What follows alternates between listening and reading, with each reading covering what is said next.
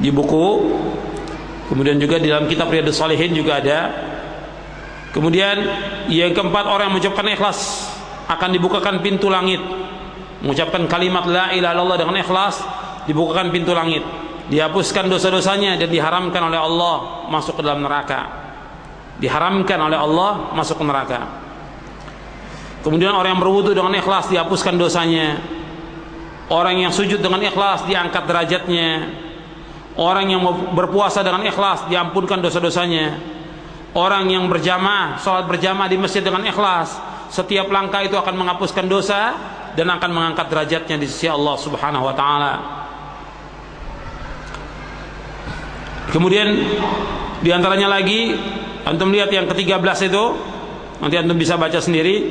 Di antaranya yang ke-13, bahwa umat Islam ini akan ditolong oleh Allah dengan orang yang lemah,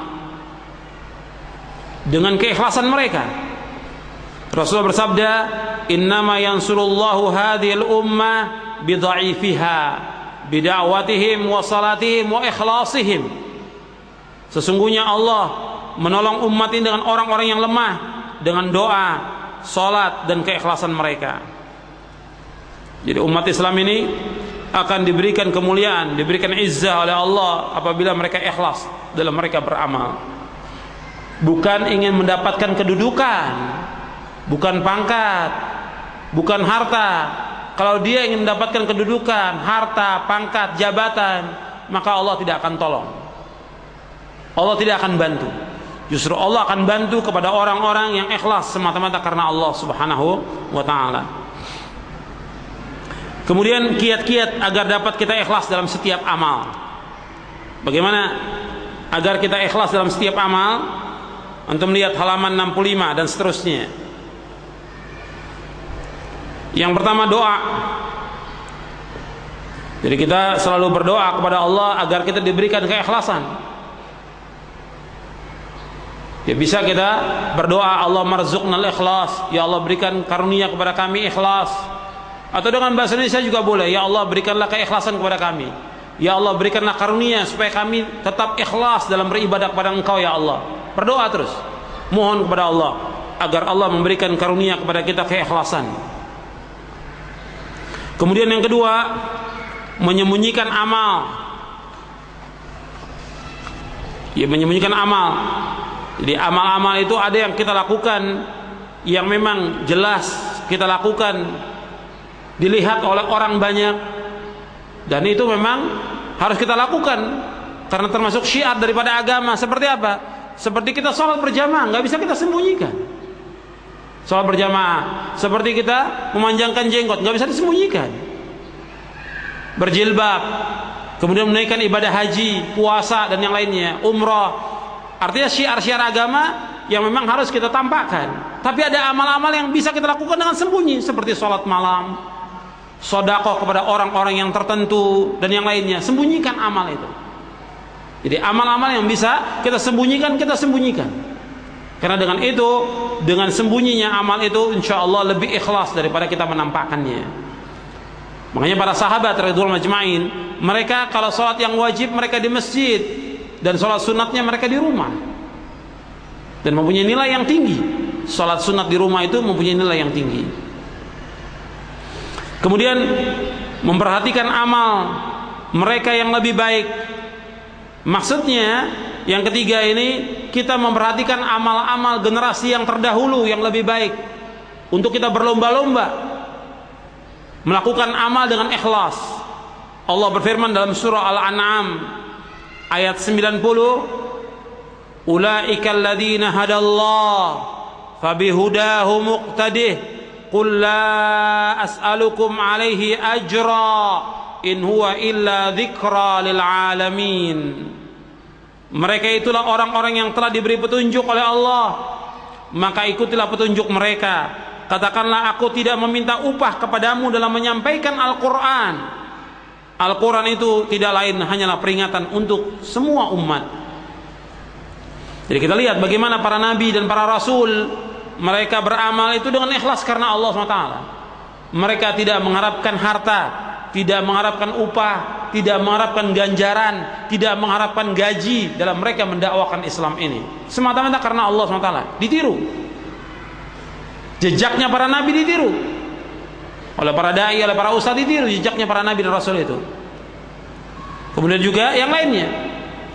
Jadi harus mendakwakan ini ikhlas semata-mata karena Allah Subhanahu wa taala, mengharapkan ganjaran dari Allah Subhanahu wa taala. Kemudian juga amal-amal yang lain dari para nabi dan rasul yang mereka amalkan kita tiru. Begitu juga jejak salafus saleh, para sahabat, tabi'in, tabi'ut tabi'in yang mereka beramal dengan ikhlas semata-mata karena Allah Subhanahu wa taala. Sebab dengan kita melihat bagaimana mereka beramal dengan ikhlas, maka kita pun akan berusaha untuk ikhlas semata-mata karena Allah. Kemudian yang keempat, memandang remeh apa yang telah diamalkan. Ini kiat untuk mencapai ikhlas yang keempat, yaitu memandang remeh apa yang telah diamalkan. Jadi kadang-kadang orang beramal itu dia menganggap amalnya itulah yang terbaik, yang paling baik. Padahal dia harus lihat bahwa amal yang dilakukan itu masih kecil, belum seberapa dari amal yang dilakukan. Bagaimanapun ibadahnya dia, meskipun dia beribadah sejak dia remaja sampai dia tua, jangan menganggap bahwa dia sudah beribadah yang banyak. Dia harus anggap remeh dari amal itu, dan dia berusaha untuk ikhlas semata-mata karena Allah SWT. Sebab nanti kalau seandainya dia menganggap bahwa itu amal yang terbaik, sehingga nanti timbul ujub, yang nanti saya akan jelaskan apa perbedaan antara ujub dengan riya, dengan sum'ah, nanti akan saya bahas pada pembahasan yang kedua. Jadi sebuah kekeliruan atau kalau seorang merasa ridho terhadap dirinya, orang yang memandang dirinya dengan penuh keridhaan berarti dia telah membinasakan dirinya, dan orang yang memandang amalnya dengan rasa kagum berarti ia telah mengikis keikhlasannya, atau bahkan keikhlasannya itu telah tercabut dari dirinya dan amalnya pun berguguran satu persatu. Artinya diceritakan dia menganggap bahwa amalnya itulah yang paling baik, dia tidak menganggap remeh. Bahkan dia menceritakan tentang amal-amal yang dilakukan itu, dia kagum dengan amalnya. Justru ini termasuk muhlikat, yang membinasakan. Kemudian yang kelima, khawatir kalau amalnya tidak diterima. Ini masih ada kaitannya, itu di halaman 68-69 untuk melihat. Jadi anggap remehlah semua amalan yang telah Anda perbuat. Kemudian jadilah Anda orang yang senantiasa khawatir kalau amal-amal Anda tidak diterima. Allah berfirman di dalam surah Al-Mu'minun. Ada yang perlu dikoreksi di sini, yang pegang bukunya, buku Ar-Rasail yang kedua ini, yang megang bukunya Ar-Rasail yang kedua, di halaman 68 itu ada ayat yang keliru, tolong diperbaiki. Itu ayatnya keliru. Halaman 68. Di situ tertulis ayat An-Nahl 92. Itu salah. Dan saya mohon maaf atas keliruan ini, dan antum tolong perbaiki dan beritahu kepada yang lainnya. Yang benar ayatnya dalam surah Al-Mu'minun ayat 59 sampai 61. Saya ulangi, yang benar ayatnya yaitu surah Al-Mu'minun ayat 59 sampai 61. Itu yang benar ayatnya. Yang bawa mushaf Al-Quran antum lihat, Allah berfirman, walladzina hum birabbihim la yusyrikun walladzina yu'tuna ma atau wa qulubuhum wajilatun annahum ila rabbihim raji'un ulaika yusari'una fil khairati wa hum laha sabiqun. Dan orang-orang yang tidak mempersekutukan dengan Rabb mereka sesuatu apapun, dan orang-orang yang memberikan apa yang telah mereka berikan dengan hati yang takut, karena mereka tahu bahwa sungguhnya mereka akan kembali kepada Rabb mereka. Mereka itu bersegera untuk mendapatkan kebaikan-kebaikan, dan mereka lah orang-orang yang segera memperolehnya. Ayat ini ayat dalam surah Al-Mu'minun ayat 59 sampai 61.